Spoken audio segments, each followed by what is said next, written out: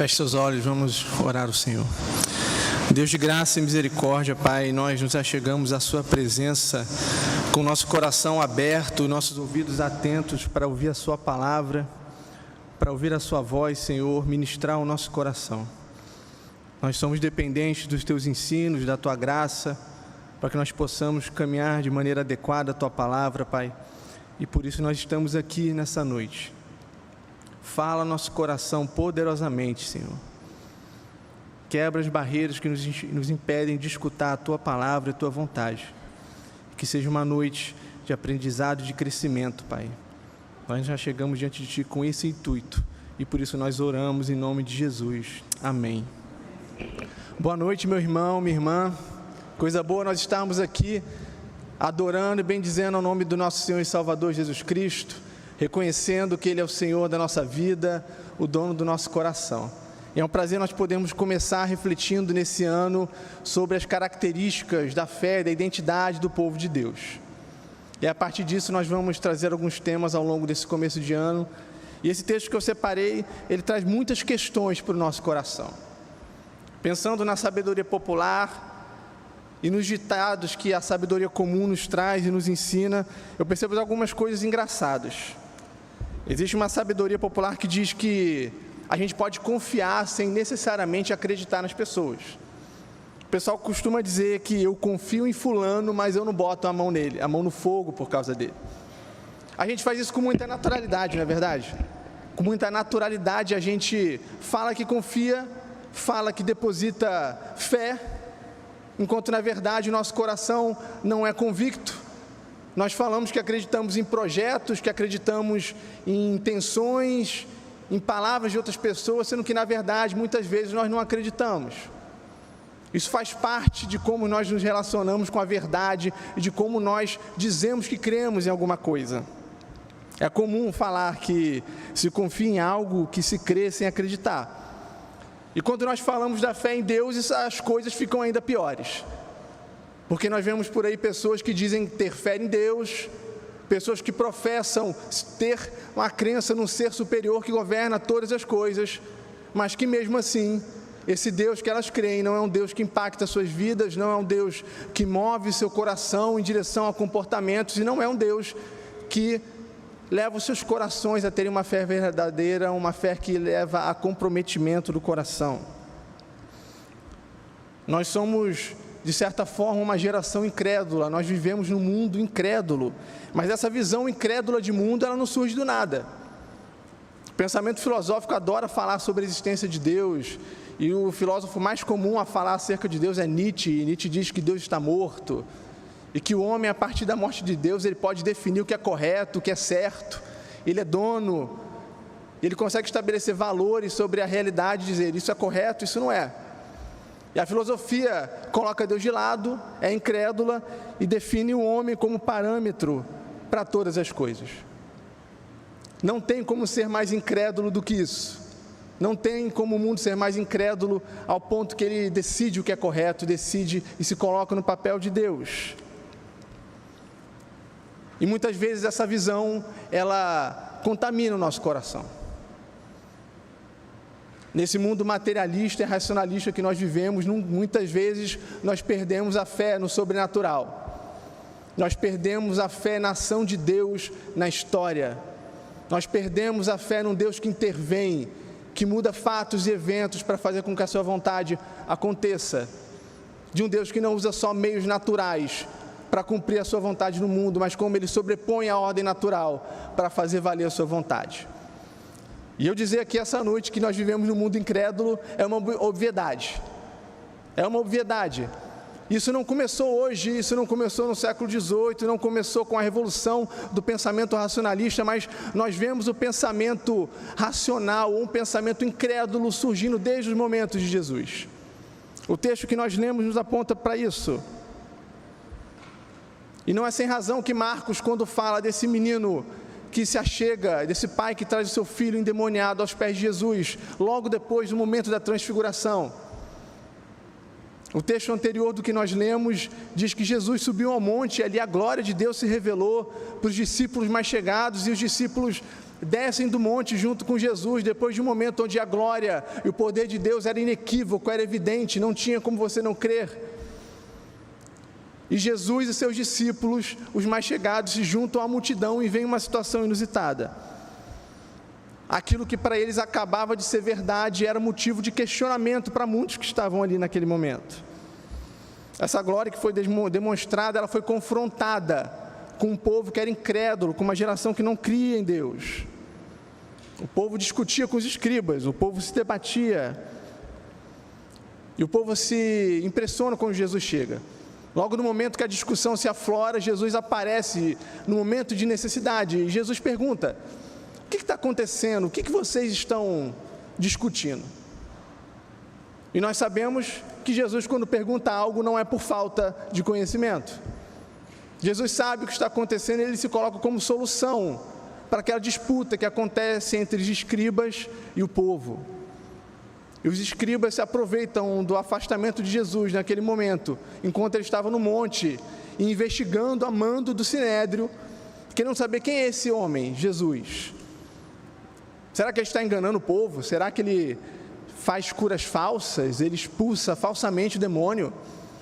E aqueles discípulos que estavam ali não conseguem expulsar o demônio daquele jovem. E os escribas se perguntam: será que esse homem que desceu do monte é realmente quem ele diz que ele é? É interessante que quem responde à pergunta de Jesus não são os escribas, mas é o pai de um filho que está sofrendo de uma possessão de um espírito mudo. Esse homem diz: meu filho, ele sofre desde a tenra infância, desde os primeiros momentos da sua vida, pela ação de um espírito imundo. As forças malignas atuam na vida do meu filho de maneira que ele sofre, de maneira que ele quase morre. E ele não só sofre constantemente, mas como ele definha, ele cresce oprimido pelas forças do mal. E ele diz a Jesus: os seus discípulos até tentaram expulsá-lo, mas eles não tiveram força, não tiveram capacidade. Jesus fica indignado e ele fala de maneira justa. Ele fala: até quando eu vou estar no meio de uma geração incrédula? Ele não estava se referindo ao povo, ele estava se referindo aos discípulos que não tiveram fé no momento que era necessário. Ele fala a partir de um lugar de quem carrega um fardo, de estar no meio de pessoas de lábios impuros, cuja fé era minguada, cuja fé cambaleava. E mesmo aqueles discípulos que no capítulo 6 receberam o poder e a capacidade de expulsarem demônios, já não conseguiam fazer aquilo que eles foram mandados para fazer. Jesus estava no meio de uma geração incrédula, e esse jovem é trazido diante de Jesus. E o que acontece quando as forças do inimigo se colocam diante das forças de Deus é justamente o que acontece com esse jovem quando ele se aproxima de Jesus. Aquele menino convulsiona, aquele menino se debate, e Jesus, com o coração tocado, olha para ele e pergunta: desde quando ele tem isso? Desde quando ele sofre dessa forma? E o pai responde: desde que ele é criança. E às vezes aquelas dores, aqueles problemas que acontecem desde cedo, são os quais a gente tem menos esperança de que vão ser resolvidos. É interessante que o jovem é trazido à presença de Jesus, Jesus se compadece, e aquele homem quase incrédulo fala: se tu podes, tem misericórdia de nós, nos ajuda, Senhor, tem misericórdia de nós, que nós precisamos da sua ajuda. Se houver possibilidade, Senhor, nos ajuda. E a resposta de Jesus merece explicação. Jesus diz: se podes. Jesus cita aquele pai e fala: se podes, é a minha capacidade que está em jogo aqui, é isso que nós estamos discutindo? Porque tudo é possível ao que crê. O que Jesus quer dizer para esse homem é que simplesmente o que está em jogo e o que está em questionamento naquele momento não é a capacidade de Jesus de curar aquele menino, de libertá-lo, mas sim a fé daquele homem e a fé na capacidade de Jesus em resolver aquela questão. Não é a fé do pai que limita a ação de Jesus, mas aquele homem que não crê que Jesus tem poder de fato para livrar o seu filho da ação do inimigo. E Jesus diz: Tudo é possível ao que crê. Tudo é possível ao que crê. O que Jesus quer ensinar é que no momento da provação, no momento que os recursos humanos acabam, o que resta para mim e para você, e nos momentos que a glória de Deus vai se manifestar de maneira mais clara, justamente quando os recursos humanos findaram, quando não existe mais resposta humana, Deus ainda tem poder para fazer. Tudo é possível ao que crê. E aquele homem responde a Jesus: eu creio, mas me ajuda na minha incredulidade. E essa resposta também merece explicação. Como pode se crer se você não crê de verdade? O que esse homem quer dizer? É uma resposta ambivalente, é uma resposta talvez até contraditória, mas é uma resposta sinceramente humana.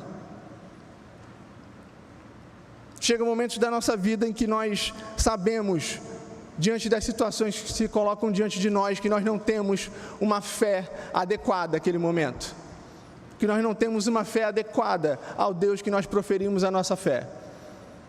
Como esse pai que traz o seu filho possuído diante de Jesus, muitas vezes nós chegamos também diante do Senhor com as nossas questões e falamos: eu creio, Senhor, mas me ajuda na minha incredulidade, ajuda na minha falta de fé, a minha fé falta.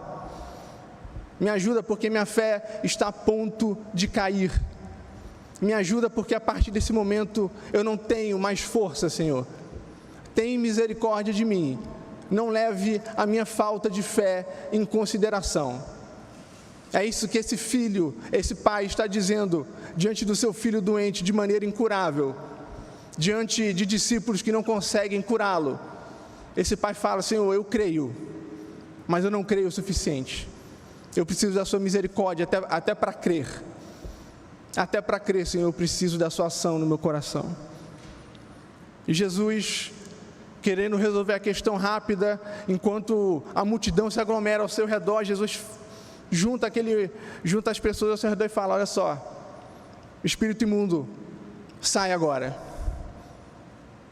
O poder de Jesus Cristo e o seu reinado sobre a criação, o Filho de Deus que recebeu toda a autoridade debaixo do céu e da terra, e que tem poder para fazer valer e mover a criação a partir da sua palavra, ele só precisa dizer para aquele espírito imundo: saia, e esse espírito sai, e ele só precisa dizer para esse espírito: não volte, e esse espírito tem a porta fechada para nunca mais retornar. Essa é a disparidade de poder entre as forças malignas desse mundo, entre a fé dos discípulos e o poder de Jesus Cristo em resolver as situações e fazer aquilo que é impossível para olhos humanos. Marcos coloca esse texto justamente aqui para mostrar o senhorinho de Cristo. Jesus é rei, ele é Senhor, ele governa sobre principados e potestades, e não existe nenhum poder nesse mundo que se sobrepuje ao poder de Jesus Cristo. É isso que Marcos quer dizer para mim e para você. Jesus é o rei que destrona Satanás. E aquele menino, quando o espírito sai do seu corpo, ele fica como morto. Mas o que a palavra nos ensina é que sempre esse destronar de Satanás, ele é marcado também pelo contrário da morte, que é a vida. Aquele menino que aos olhos de todos parecia morto, parecia que teve a sua vida tirada, assim como aconteceu com a filha de Jairo. Jesus estende a sua mão e ele fica de pé. Os discípulos ficam chocados, como dizem os últimos versos, nesse epílogo da história. Os discípulos perguntam para Jesus: por que nós não podemos expulsar? O que nos falta? Qual é o nosso problema? E Jesus diz: olha, faltou para vocês oração, jejum e oração.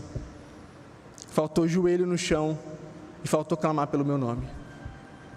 É interessante, meu irmão, minha irmã, que diante da crise, talvez os discípulos tenham confiado mais na habilidade que eles tinham recebido antes de expulsar demônios. E aí não clamaram o suficiente, não jejuaram o suficiente, não oraram o suficiente. Talvez os discípulos tenham sido tão incrédulos, como Jesus diz a eles, que eles fazem parte daquela geração incrédula.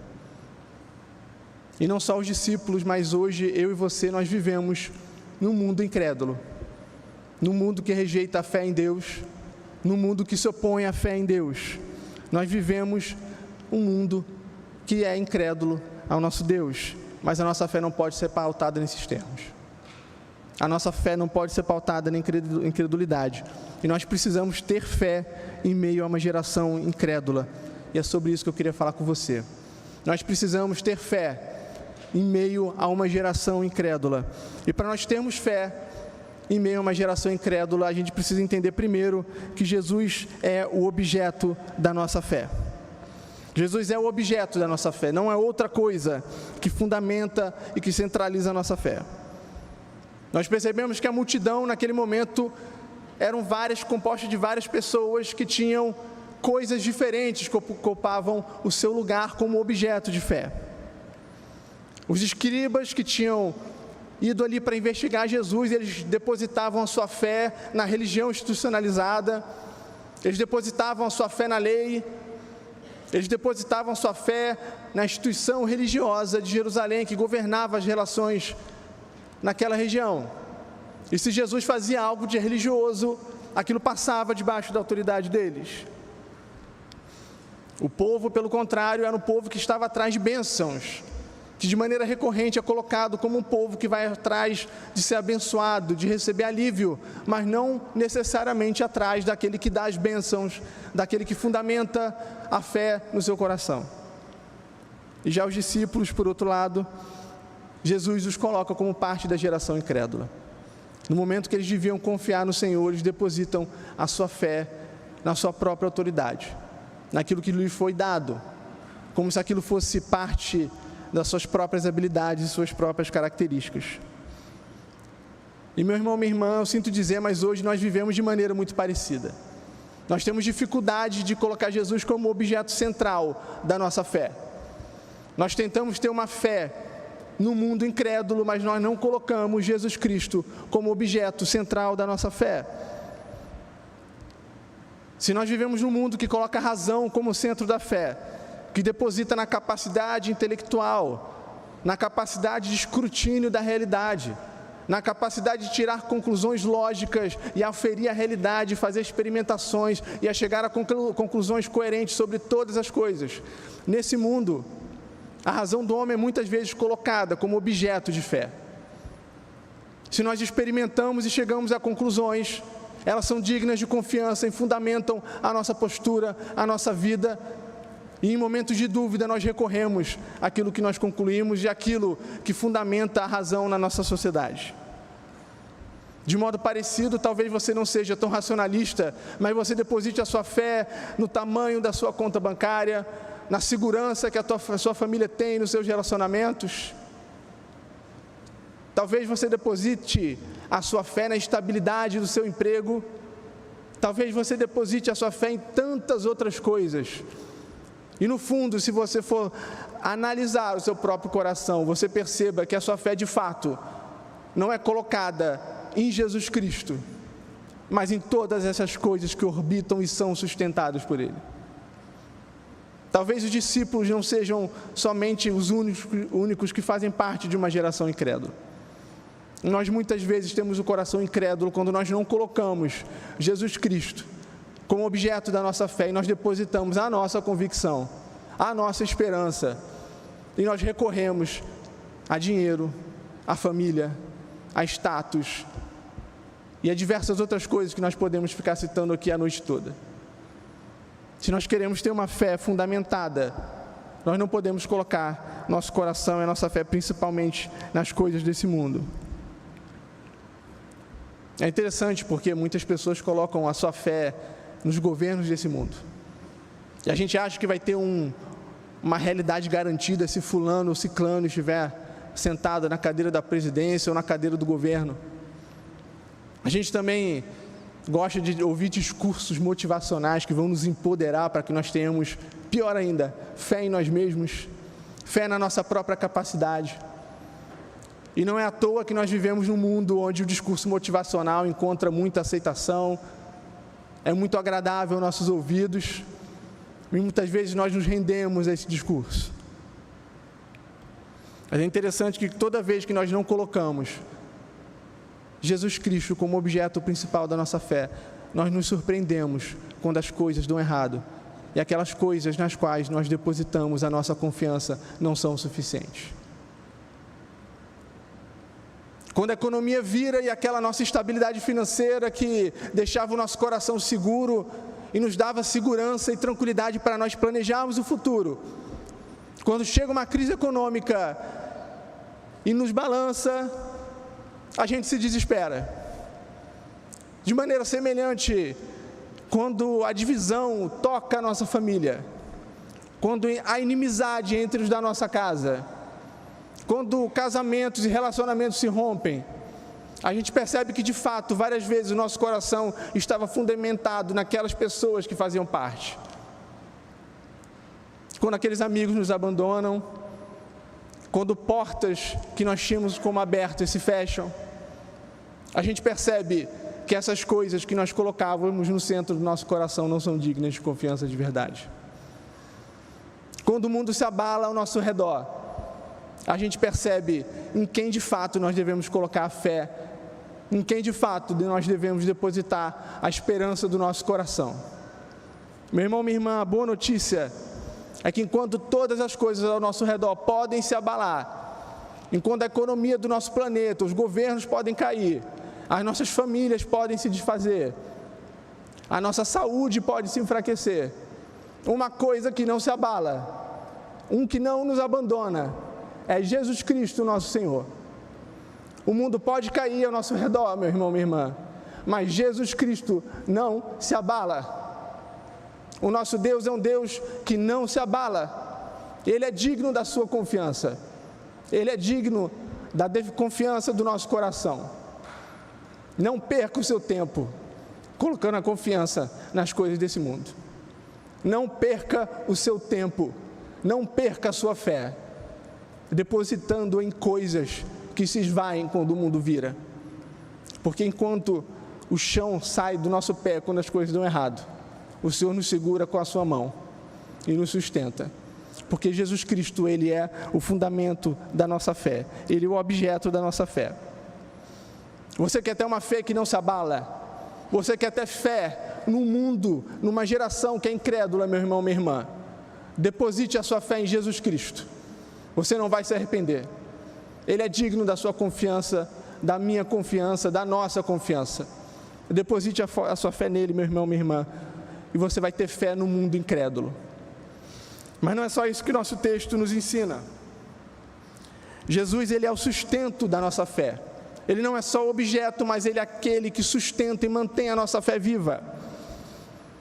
O texto que nós lemos, ele mostra que a fé dos discípulos, ela rateia, ela tropeça, e justamente por isso eles não conseguem expulsar aquele demônio que tomava conta, aquele espírito mudo que tomava conta e possuía aquele jovem durante tantos e tantos anos.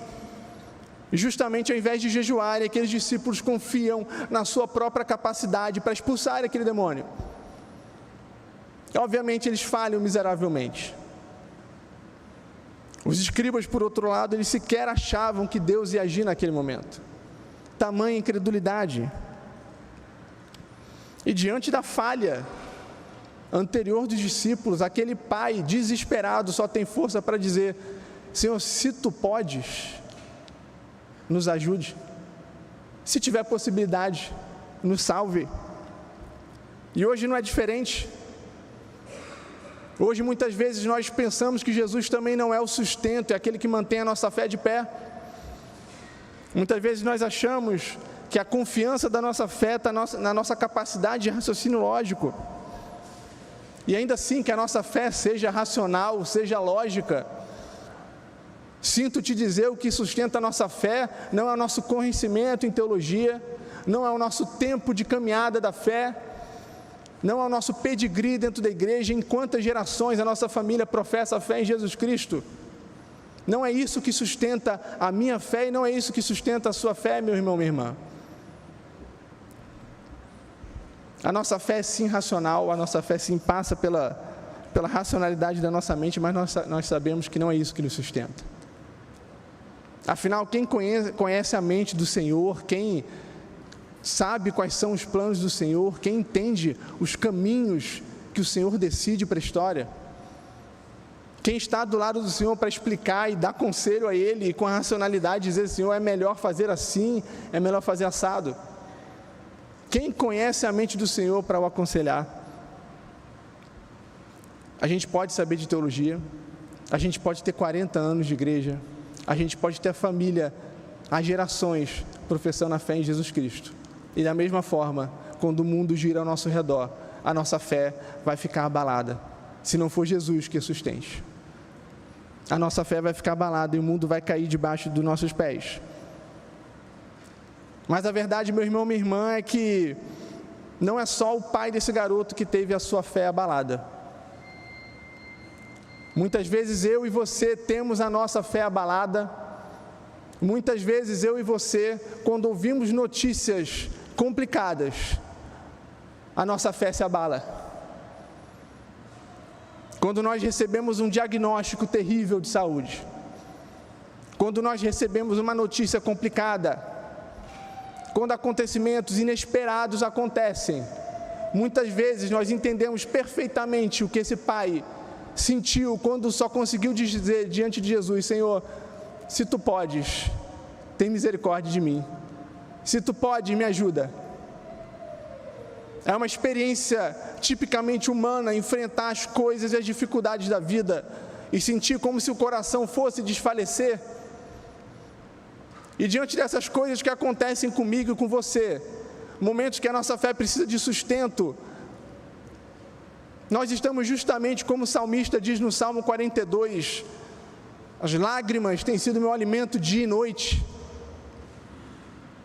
E não sei se você lembra, mas beber água salgada não mata a sede, só aumenta.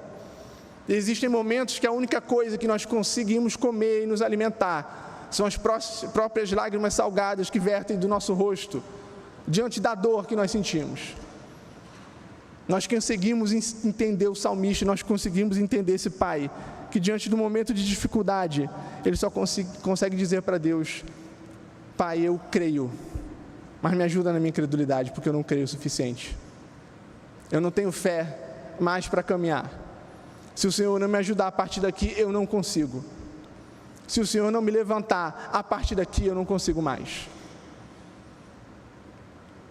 Se a gente entende que a nossa fé é sustentada por Jesus Cristo, quando nós olhamos para o nosso próprio coração e estamos diante de um momento de dificuldade, a gente consegue reconhecer e chegar diante de Deus e falar, Senhor, está me faltando fé. Senhor, me ajuda na minha falta de fé, porque eu não consigo mais. Tem misericórdia de mim, Jesus. A graça que se manifesta de Jesus Cristo, e a boa notícia que esse texto nos ensina, meu irmão, minha irmã, é que diante dos momentos que a nossa fé está abalada, está fraca, diante dos momentos que nós tropeçamos e nós precisamos de auxílio, o nosso Deus e Jesus, Ele acolhe aquele que tem um coração sincero e diz, Senhor, eu não tenho fé mais para dar. Nosso Deus é um Deus que acolhe aquele que se achega diante dEle, dizendo, Senhor, me falta fé, me ajuda na minha incredulidade. O Senhor não rejeita aquele que pede auxílio para o próprio sustento da sua fé. O Senhor não rejeita aquele que chega diante dele fraco e precisando de auxílio, meu irmão, minha irmã. A nossa fé pode oscilar, mas aquele que sustenta a nossa fé não oscila. A nossa fé pode fraquejar, mas aquele que sustenta a nossa fé não fraqueja. O que sustenta a nossa fé não é a nossa positividade, não são os nossos dedos torcidos, torcendo para dar tudo certo. Há esperança para mim e para você em Jesus Cristo. Há sustento de fé, meu irmão, para mim e para você que chegou hoje com a fé abalada, que se achega à casa do Senhor precisando de uma mão para te levantar. O nosso Deus é um Deus que não abandona ninguém pelo caminho. Todo aquele que estende a mão precisando de ajuda, o Senhor é um Deus que estende a mão e levanta. Clame ao Senhor por auxílio, meu irmão, minha irmã. Se te falta fé, clame ao Senhor por auxílio. Olhe para a cruz dele. Olhe para a salvação em Jesus Cristo e perceba que Ele não te abandona. O Senhor é o sustento da nossa fé, Ele é o objeto da nossa fé, mas também Ele é a eficácia da nossa fé. É muito interessante porque os discípulos não foram eficazes naquilo que eles queriam fazer e não conseguiram expulsar o demônio daquele menino, porque eles não tinham poder em si mesmos.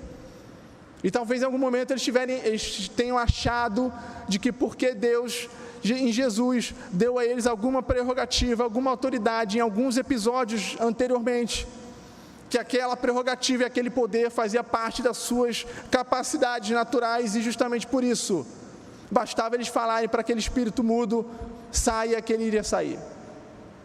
E confiando na própria eficácia, aqueles discípulos falharam miseravelmente em expulsar aquele demônio daquela criança, daquele jovem. Da mesma forma, aquele pai, ele só consegue dizer a Jesus, se podes, depois de ver aquela falha dos discípulos, depois de ver aquela fé que se esvaiu dos discípulos e aquela autoconfiança que não deu em nada. Chegou um certo momento que aquele pai fala para Jesus, olha só, se você pode, se tem capacidade, se houver possibilidade, me ajuda. Se houver poder em você, me ajuda. E é verdade que você podia juntar todos os discípulos ali que não ia funcionar. Você podia botar aqueles homens para jejuar e orar durante dias. Mas quem realmente poderia resolver a situação era uma única pessoa. O único que tinha eficácia para transformar aquela situação era o Filho de Deus encarnado, era Jesus Cristo. Nenhum outro tinha eficácia, tinha poder para libertar, tinha autoridade para libertar as cadeias que aquele menino estava preso. Ao som da voz do Senhor, ao som daquele que tem toda a autoridade debaixo do céu e da terra, aquele espírito foi obrigado a sair e foi proibido de voltar. Bastou uma palavra de quem tinha poder, bastou uma palavra de quem tinha autoridade, de quem era eficazmente poderoso para operar.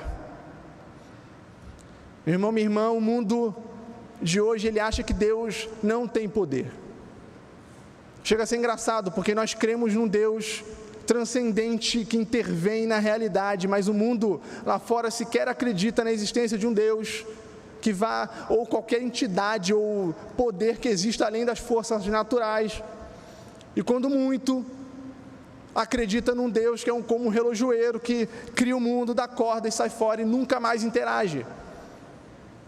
Para muitos se chega a ser antiquado falar de um Deus que intervém na história. Chega a ser antiquado falar de um Deus que age na criação, além de meios naturais, que age através do sobrenatural e faz coisas que nós não podemos fazer, que opera o impossível, que opera milagres, que faz coisas que nos espantam e nos maravilham. Chega a ser antiquado dizer que nós cremos num Deus que age, meu irmão, minha irmã. Esse é o mundo incrédulo que eu e você vivemos. Mas a narrativa das Escrituras fala de um Deus que opera na realidade. As Escrituras falam de um Deus que intervém, que muda a história, que fala no coração, que guarda, que livra. Nosso Deus não é um Deus distante, que opera de vez em quando ou que nunca intervém. O Deus falado pelas Escrituras é um Deus que é dono da criação, e basta uma palavra que a criação e o universo se molda à sua vontade. Esse é o nosso Deus que é eficazmente poderoso. E é interessante, meu irmão, minha irmã, que muitas vezes quando nós dobramos o nosso joelho, quando nós colocamos os nossos pedidos diante do Senhor, essa ideia de um Deus que não intervém, ou que intervém raramente, ou que nunca está disposto a intervir no mundo, contamina o nosso coração e faz com que a nossa oração, que o nosso clamor diante de Deus, seja um clamor limitado, seja um clamor condicional, seja um clamor que não crê no Deus que é todo poderoso. Quantas vezes nós não fazemos orações como desse pai que diz: Senhor, se tiver poder, se for algo que o Senhor esteja interessado em se envolver, por favor, faça alguma coisa, o que der para fazer. E quantas vezes no nosso coração, apesar de nós crermos num Deus que é ilimitado e todo-poderoso, apesar de nós crermos num Deus que é onipotente, a nossa oração é limitada. A nossa oração limita a ação de Deus. A gente muitas vezes confunde a vontade soberana de Deus e a conveniência de fazer o que lhe apraz com a fé que nós temos no nosso coração de que Ele pode fazer qualquer coisa. Muitas vezes é no nosso coração que está a limitação para aquilo que sai da nossa boca e para o tamanho da nossa fé. Quantas vezes, diante de situações que nós reputamos como impossíveis de serem solucionadas, quantas vezes, diante de situações em que os recursos humanos já se esgotaram, a nossa oração se encolhe, os nossos pedidos se encolhem, a nossa esperança se encolhe, e nós começamos a pensar num Deus pequeno que não pode fazer. E no nosso coração nós nos acostumamos e criamos na nossa cabeça um Deus que não intervém, um Deus que não pode agir, um Deus distante. Se tu pode, Senhor, faz alguma coisa. Mas a resposta de Jesus muda a nossa cabeça em relação a isso. Jesus diz: tudo é possível ao que crê. Tudo é possível ao que crê. Tudo é possível porque quem faz não é a força da minha fé, a eficaz da minha petição, mas o poder daquele a quem nós podemos recorrer. Meu irmão, minha irmã, o único eficaz, o único que tem poder para fazer o impossível, fazer coisas que nós não conseguimos imaginar, fazer coisas que escapam à nossa capacidade, ao nosso poder. O único que pode fazer isso habita no céu e mandou o seu Filho para que nós pudéssemos ter relacionamento com Ele. Se nós cremos num Deus que é todo-poderoso, meu irmão, minha irmã, as nossas orações têm que ser condizentes ao poder do Deus em que nós professamos a nossa fé. E eu não sei você, mas eu não creio num Deus que é pouco poderoso. Eu não creio num Deus que tem poderes limitados e que tem a limitação de agir de acordo com a dificuldade da circunstância. Nesses momentos, meu irmão, minha irmã, a nossa racionalidade ela tem que ser colocada de lado, porque o nosso Deus é um Deus que faz o impossível. O nosso Deus é um Deus que faz coisas que a nossa racionalidade não é capaz de entender e cujas limitações nós vemos como intransponíveis. O meu Deus e o seu Deus é um Deus todo-poderoso e pode fazer infinitamente mais do que aquilo que nós podemos pensar, pedir ou imaginar. O nosso Deus é todo-poderoso, meu irmão, minha irmã. E as nossas orações têm que ser equivalentes ao poder que o nosso Deus tem. A conveniência de fazer dele. O momento de fazer dele, a decisão de fazer é soberanamente dele. Mas a nossa fé e o nosso papel é crer num Deus que pode fazer impossível, num Deus que opera milagre, num Deus que cura, num Deus que liberta de pecado, num Deus que transforma e reconcilia famílias. E muitas vezes nós olhamos para as nossas casas e para as situações que estão ao nosso redor e nós reputamos elas como impossíveis. E nós paramos de ter esperança que Deus pode fazer. Nós paramos de acreditar que Deus faz. E nós paramos de acreditar que Deus é onipotente. Meu irmão e minha irmã, nosso Deus é todo poderoso. Nosso Deus é eficazmente poderoso. Ele pode fazer aquilo que nós consideramos impossível. Ele pode consertar aquilo que muitos consideram inconsertável. Não diminua o poder de Deus no seu coração. Não perca de vista que a nossa fé está depositada num Deus que é infinitamente poderoso. Nosso texto nos ensina que nós, para termos uma fé no meio de uma geração incrédula, nós precisamos entender que o objeto da nossa fé é Deus, e colocar o Senhor no centro do nosso coração e a nossa fé nele. Que o sustento da nossa fé vem dele, não da nossa capacidade de sustentar a nossa fé. E que nosso Deus nos ajuda até quando a nossa fé é pequena, até quando nós não temos fé. E para termos uma fé no mundo e numa geração incrédula, nós precisamos entender que a eficácia da nossa fé está em Jesus Cristo. Tudo é possível ao que crê, porque o nosso Deus é totalmente poderoso para fazê-lo. Que essas verdades da palavra de Deus, meu irmão, minha irmã, renovem a esperança do seu coração, para que as suas orações a partir de hoje tenham o tamanho do poder do Deus a quem nós servimos. Que o seu coração se encha de esperança, sabendo que Deus é poderoso, que Ele pode fazer qualquer coisa, e que não há nada impossível para um Deus que enviou o seu próprio Filho e morreu em nosso lugar e nos reconcilia com Ele. Feche seus olhos, eu queria orar com você. Deus de graça e misericórdia, Pai, nós louvamos o Seu nome, porque nós cremos que em Jesus Cristo, pela graça e pelo favor e pela misericórdia que nós recebemos dEle, Pai, tudo é possível ao que crê.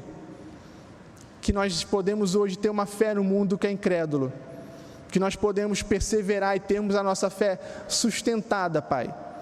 Ainda que o mundo caia ao nosso redor, ainda que as coisas se abalem, nós cremos, Deus, que o Senhor não se abala, que o Seu poder não se diminui diante de obstáculos intransponíveis, Deus, e que a nossa confiança está em Ti, sabendo que o Senhor é soberano, sabendo que o Senhor é um Deus que intervém, que opera na história, e que é um Deus que nós encontramos graça e favor, Pai.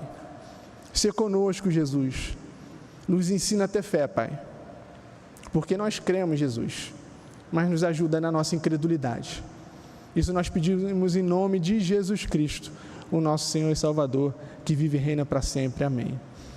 Meu irmão, que você seja abençoado e tenha uma semana cheia de fé em Jesus Cristo.